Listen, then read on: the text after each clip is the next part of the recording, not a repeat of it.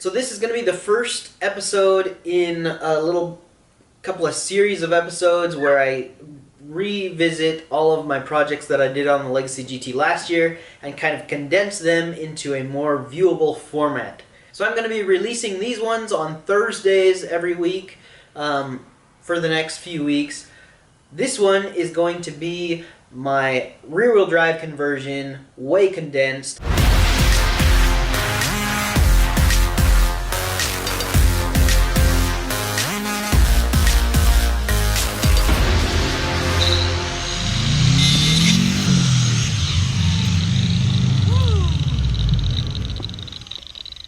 So I went ahead and included everything in that video that I published last summer. It's a really long episode and it kind of has a lot of extra fluff that it doesn't really need. So I wanted to publish this episode of just what you actually need to do to rear-wheel drive convert your Subaru. It's really simple. I'm using an older style 5-speed. This works the same on the newer style 5-speeds, the WRX 5-speed. And the center differential actually just pulls out of those ones. There's no real rear tail shaft attached to it. It can be difficult to get to that rear tail shaft housing if your transmission is in the car. You can go ahead and drop the rear transmission support though and kind of do it like that. I've done it and I've pulled off the rear tail shaft and center differential all on a junkyard car without pulling the transmission. I just had to drop that rear tail shaft down and remove the drive shaft, obviously. So it can be done in the car. It is more difficult to do in the car, but you decide what you want to do. And yeah, any other questions, you can refer to the original post. There's a ton of information in the comment section, and there's a bunch of extra information just in the video. So if you want more information, check out that video. The link is right up here. There's a little tag across the top. Click on that, watch the full-length episode if you'd like. If not, this will get you started and be a good position where you can jump off for further research. We're going to pull this off just because it's easier to work with. Your whole linkage assembly. You're doing the same thing if this is in the car versus like what I'm doing out of the car.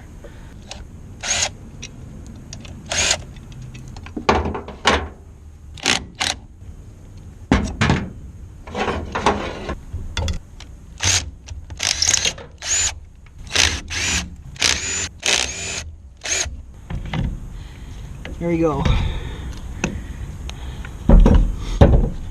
Okay, so what you're actually going to be welding, you're going to weld these two gears where they mesh. This is your spider gear, and this is your output gear. And same on this side.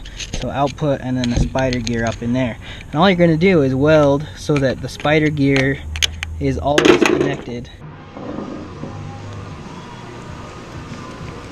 It's crazy. They're all broken. I know, I didn't know that until I was showing you. And even the one on this is cracked. I guess it would be, but for them to be able to move. I'll show you what we did in here. You can see in there. So there were those gears in there. And it's just like the it's kind of hard to see without another light source. Anyway, it's just like that rear diff that I showed you, only it's on the inside. So that should hold up pretty well, even if it breaks like Eric's did. There's enough material in there that I don't think I'm going to have any issues. So now I'm going to spend some time with a pick and a screwdriver and just gonna jam it in there a bunch and make sure there's no slag that's gonna come off. Like here's obviously some big chunks of slag. Anyway, take it in there and clean it off. You also want to go through and make sure there aren't any pieces that are stuck on your gears. And mostly you'll be able to feel those as you turn it. There'll be a chunky spot. So you just take your razor blade and just kind of slide it along the whole face and get off all the old gasket. Now you could just buy a new gasket, but RTV works just as well, and I've had success with it, so I'm going to just RTV it instead of getting another gasket. You want to just put a bead, obviously clean off the surface, which I already did.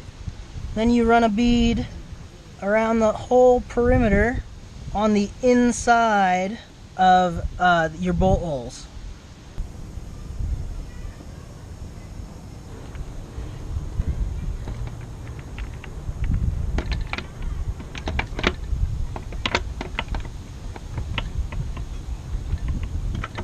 There we go. We have our wheel bearing that also needs support. And so if you're not running an axle in the front, the wheel bearing can shift around side to side. So we are going to pull these off. We'll slide these into the wheel bearing and in the hub assembly and tighten them down.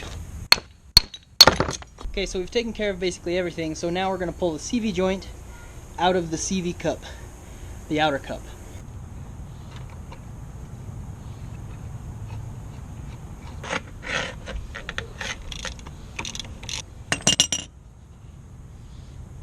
Sweet. So those are on for now. Once I get the car back on the ground, I will torque them. And yeah, that's it.